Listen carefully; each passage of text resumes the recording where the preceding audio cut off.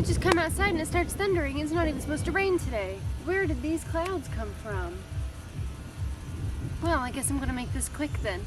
Hello, welcome to Hollow Acres Homestead. My name is Stephanie, and today I wanted to talk to you real quick about food security, about the urgency to grow a garden. We are in the beginning of June. It is June 3rd today, and all that I have been seeing just over the last 2 weeks, a lot of stuff over the news, online, in the papers, there's articles, there's all kinds of stuff. There are some serious and mass global food shortages coming. I have seen many conflicting articles saying basically an estimate of how much grain the world has left, and it ranges between, now it would be between 5 and 8 weeks. Now that is just around 2 months, maybe a little bit more.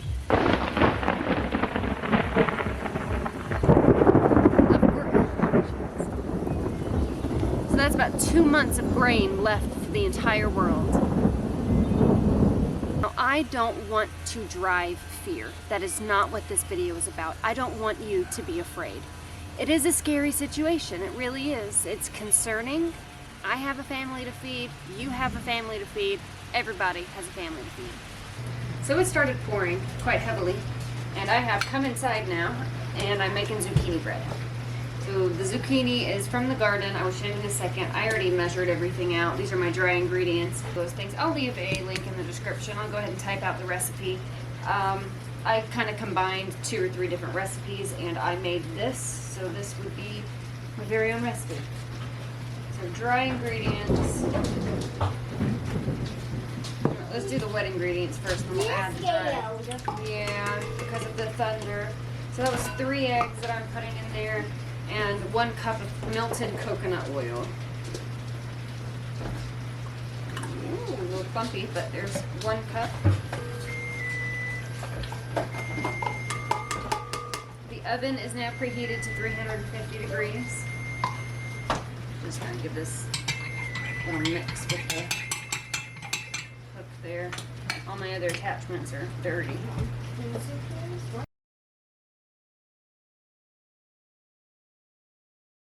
That was about a tablespoon. This is about a teaspoon, not a tablespoon.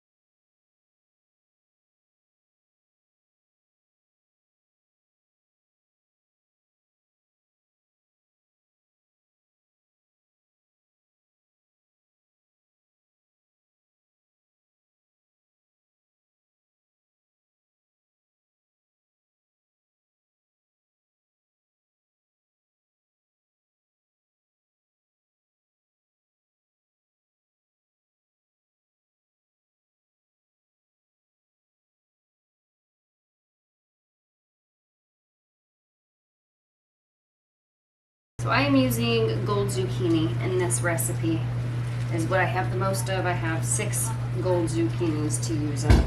I think that this dough is a little too thick. This is my first time making this recipe, so you know what? If it works out, it does. If it doesn't, it's only take 1.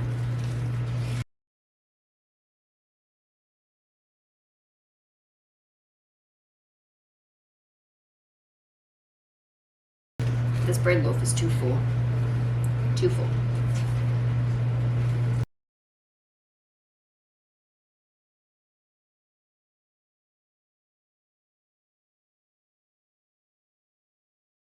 Okay, so I have a small loaf and a large loaf.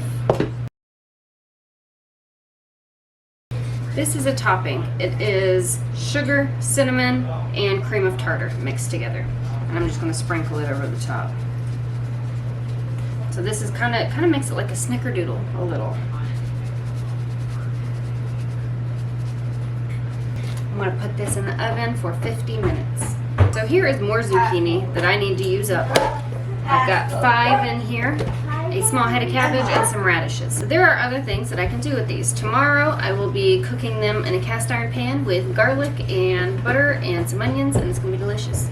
So I have quite a bit of beans to pick. The zucchini bread, we already made it and ate it. I didn't get the end part of it. See, when it comes to cooking videos, I get the beginning, never the ending, what the food actually looks like. But I did take pictures, and I'll put them in right here.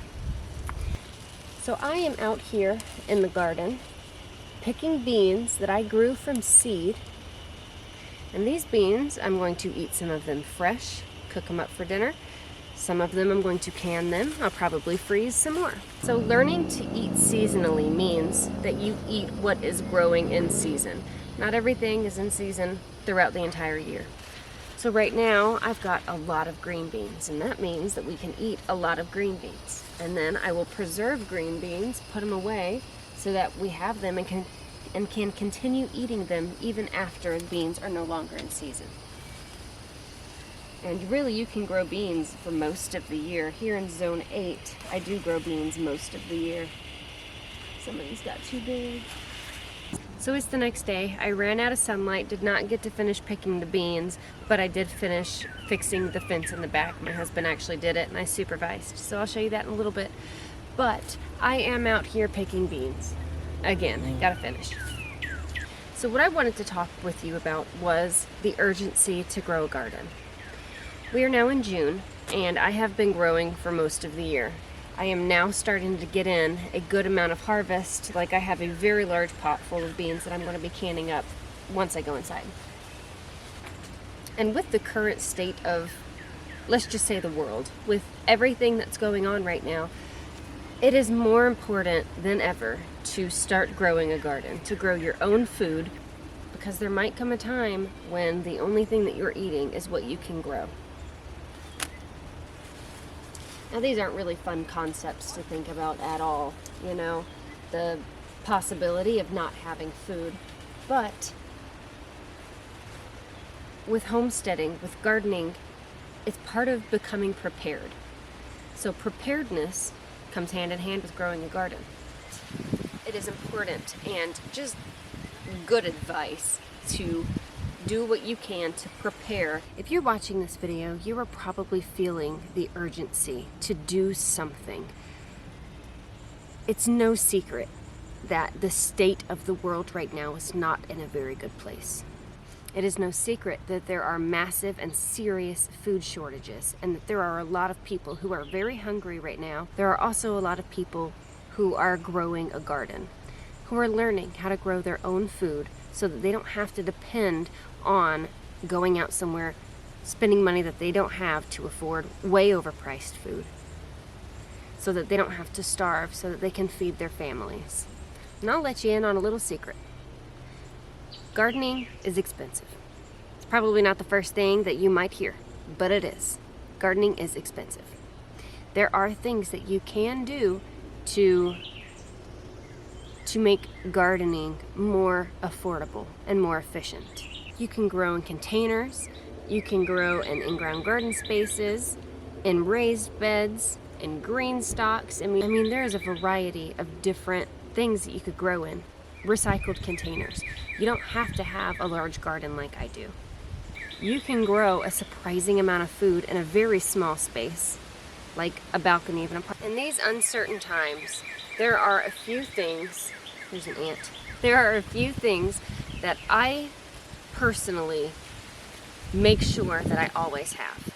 I always have seeds. Seeds to grow any type of food that I am able to grow in my zone. Now, you don't want to get seeds for stuff that will not grow in your area. If you don't know already, let's just say United States, but the world is spread up into what's known as zones. So I am in zone 8A. And what the zones dictate are the average highs and lows for the mapped out area. You can live in the same zone as somebody, but be in a completely different state. Zones are not spread up into states. So what I will do is put a link below for, I guess, the typical US zones, how it's split up, 2022 updated version. Along with seeds, I always order my grain in bulk, and I've been doing that actually since 2019. Buying in bulk has always been more affordable. It is getting more expensive now, but for my family and my situation and what I want to do to put food away, buying in bulk is what I prefer to do. I store a lot of my grain in large 5-gallon buckets, and they usually last, one 5-gallon bucket will last us 6 to 8 months. Right now I have 6 5-gallon buckets stored up of different things: oats, grain, rice, flour, you know. What I am also doing is preserving the food that I grow. I am learning kitchen skills. I have taught myself for the last 2 years how to cook from scratch, and every time I make something, it tastes better than it did before. I'm getting very good at making bread. In my area right now, a loaf of bread is $4.25. A gallon of milk is almost $6. We go through 2 loaves of bread probably every day or 2. So going out to spend, what is that, 12 times 7? I'm not doing the math in my head right now, but that's a lot of money in a week for bread. So I had to learn how to make my own bread. Now I can make 7 or 8 different types of bread, and I'm still learning to do new things. Once you start gardening, once you start learning to cook from scratch, at first, yes, it is extremely overwhelming. There's so much that you feel like you need to know, and a lot of us do fear failure. But here's the thing with failure. You have to fail to learn. You'll not always learn from success. You have to fail. You have to make a flat, really dense, hard loaf of bread that nobody wants to eat. You have to burn the chicken a couple of times before. And what I want to do on this platform of YouTube, on my channel, is to teach you how to grow food, how to preserve food. I am not an expert. I do not claim to be an expert. Over the last 3 years, I have been doing massive amounts of research, testing, all the things that come into all of everything that I'm trying to do. That didn't make sense. I understand how that came out. Sometimes it's hard to put my thoughts into words. My point is, I want to share my experience with you. We have to fail to succeed, and we can all learn from each other. These are scary times. They really are. But we don't have to be driven by fear. Gardening is very much an expression of art. It's an expression of who you are as a person, and I feel like what I've done, I feel expressed. This whole kind of lifestyle, it is fun. It has opened up all kinds of new doors for me. I also believe in learning from a multitude of different people. If you only try to learn certain things from one person, you're not really going to learn very much. You can only learn what that person can teach you. I have read countless books, countless blogs, YouTube videos, webinars, training sessions, all that good stuff to gain all the knowledge that I do have. And though I do sometimes have a hard time expressing it, I'm working on it. I will only give you the information that I know to be true. If I don't know something, I will tell you that I don't know something, because there's no shame in not knowing something. It is okay that you don't know something. You don't know what you know until you know it. Look, do you see this? Look at that cucumber. I'm pretty sure that's a white wonder cucumber. There's a couple of them coming. So within a week, 10 days or so, we're gonna have cucumbers. That's exciting. So I really do hope that I inspire you to garden, to grow something, to do something that you haven't done just yet. Try something new. Look, these are rattlesnake beans. You can't find these at a grocery store. You have to grow these. That's even more fun things about gardening. All these really cool things that you can't just go to the grocery store and buy. You gotta grow it. So along with growing a garden, let's talk about seeds. This rattlesnake bean, I am allowing this one to go to seed.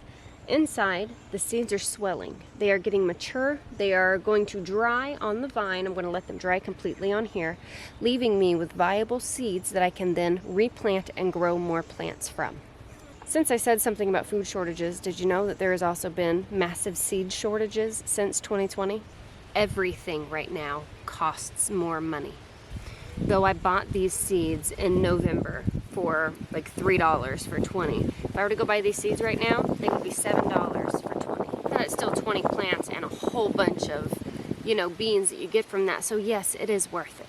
Start saving seeds now. Seeds do not expire. Their germination rates might go down after 3 to 5 years, but they don't expire, despite what you see on the back of the seed packets.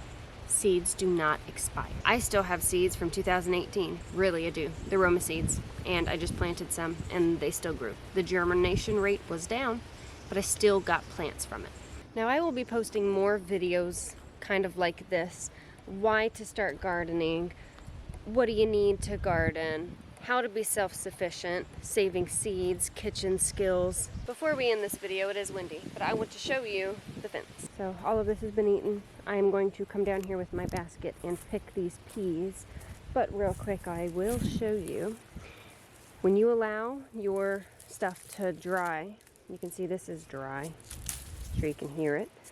Pop these open and there are seeds inside. I'm going to do this inside because I don't want to drop the seeds. I'm not going to plant peas here again. But I will show you what these look like. And now these are viable seeds. I can put these in a Ziploc bag and I can save these for whenever I'm ready to plant them. So here is what my husband rigged up to blockade the fence. It is a temporary solution. Those white things there are styrofoam hydroponic seed starting things. And I don't know. We'll see if it works. It's not pretty, but it does the job. So I will be coming out here in the next, very soon, cleaning all of this up, planting out what is left, and I will be starting more things from. I can still do another round of seed starting for summer. I have a very long growing season. My first expected frost date is December 1st. So I have quite some time. And if it's anything like last year where it was 90 degrees over Christmas, we'll be good and we should still be getting tomatoes for a while. So my goal is to put away as much food as I possibly can. And this is kind of part of it. Got to keep it fenced in because this is one night. They tore everything. Thank goodness I harvested these beans literally the night before they came. That was 3 nights ago. Now these beans might come back. They might not. I'm going to pull them. I need to go get more compost. I'm going to extend some beds. I'm considering where to put the greenhouse. I was going to move it right there, but I don't think it's going to fit. I think it's too long. The other option is to put it in the backyard, which is really far away from the garden. Or I could just leave it. I'm going to end this video here. Thank you so much for watching and stay tuned for the videos to come.